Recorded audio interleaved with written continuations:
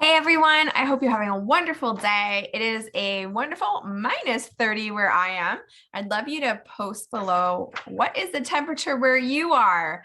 I have clients all across Canada now, and it is really cold all across Western Canada. The Ontario East peeps are doing pretty good, but pretty much Manitoba over, we are in a cold spell. So if you're somewhere else warm, I'd love to hear about it.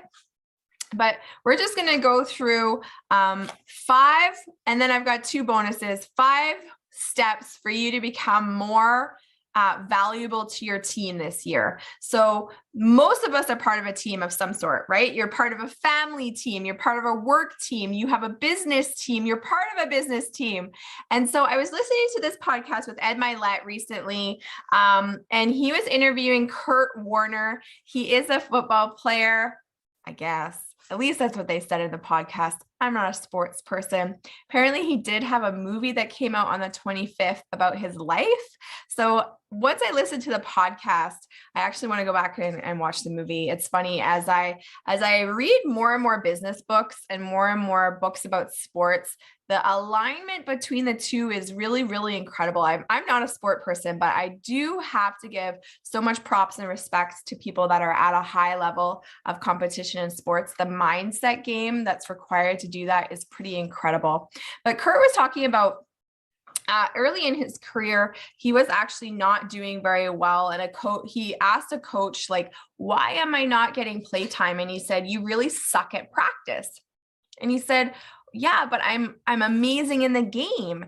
And essentially the message is if you're not good at practice, how does your coach trust you to perform in the game? Right? You can't just be awesome in the game and suck at practice, or not put your all into practice. And it got me thinking about life, or the business world in particular, and building trust with those around you, where you really have to put the effort in so that in the practice, they learn to trust you, and they know that you're someone that can be relied on when it is really important, when that meeting is going to happen, when that presentation has to happen, when that thing is so incredibly vital to the team, that they know you are someone that they can count on. So I kind of went through and I built out 5 ways for you to really build that trust and respect within your team for yourself. So number 1 was to be consistent. Small steps, small, consistent daily habits versus big steps that you don't follow through on. This is actually really relevant for this time of year, because a lot of us say, hey, we're going to lose weight in the new year. I'm going to go and I'm going to work out. And then, we just don't, or we go and we go crazy for like 3 hours or a week, and we go all like, and then we just crash, right? What if instead you just set a small goal to yourself? Hey, I'm just going to work out for 5 minutes a day, 5 minutes. And then once you do that, regardless of how you feel, you get up, you do the 5 minutes. If you want to go longer, you can. And if you don't want to, you don't have to, but you still know that you at least showed up and you kept your word. So be consistent with your daily habits. Make your bed, get up at a good time, set some sort of morning routine, some sort of evening routine. Be consistent with those things so that you have that baseline to build from. Number 2 is do the work, do the prep that's required. Same idea. Don't just show up for the game and want to be a rock star. It's doing the work, the sucky stuff behind the scenes that builds you for the big moment. That's so important. Number 3 was follow through. Be a doer. Do what you say. Come on, do what you say. Even if it's a promise to yourself, do what you say.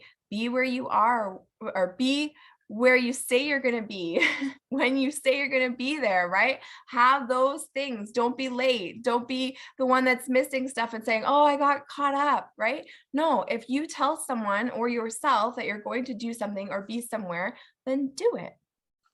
Number 4 was do without asking. So a lot of times people will say things like, let me know if you need any help. Well, No, just look around and see what needs to be done and do it. You don't need someone to direct you, right? You shouldn't need someone to tell you what they need as help. Just see what needs to be done and do it. When you put that off on someone else, it's really just pushing off that emotional labor on someone else. And now they have to manage you and those tasks. Instead, if you see the garbage needs to be taken out or whatever it is in your office or home, just do it.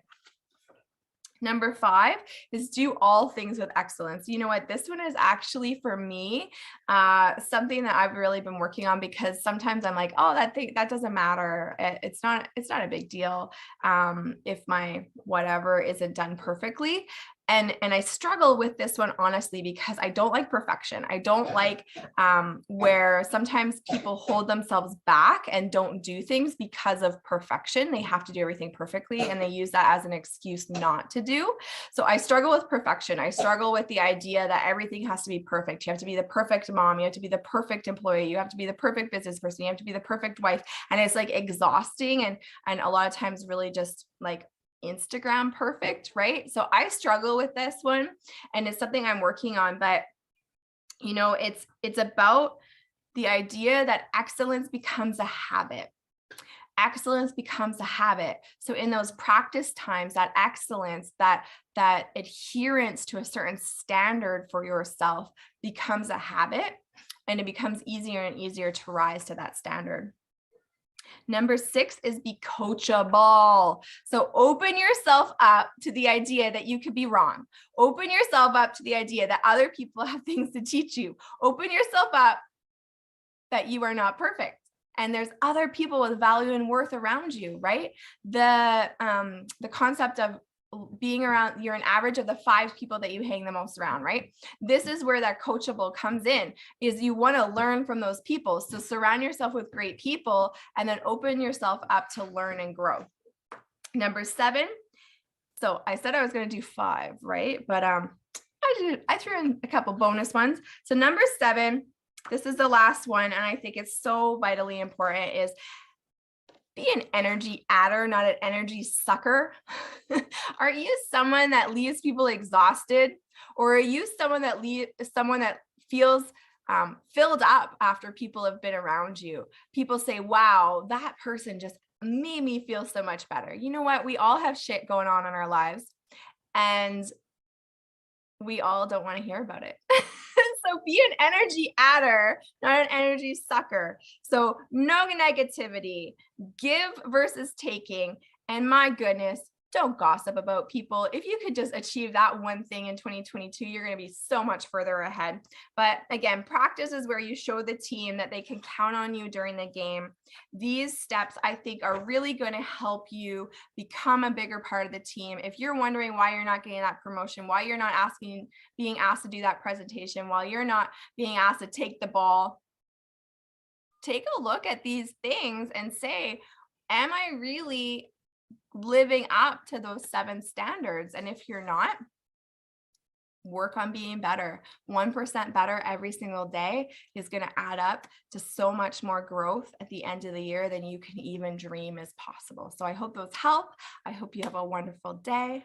And I'd love to hear again, what is the temperature where you are right now?